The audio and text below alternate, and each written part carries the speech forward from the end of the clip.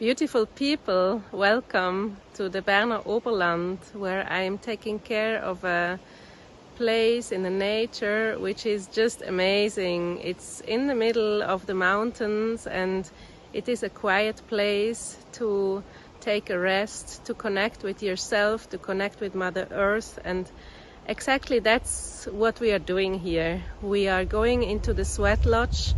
We are going into ceremony with our beautiful Mother Earth, and we are going inside into the darkness to pray, to exchange, to chant.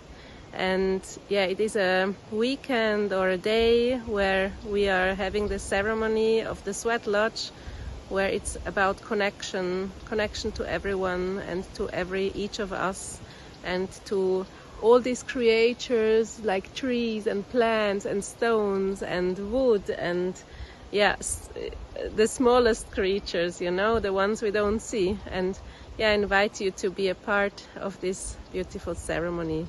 Aho!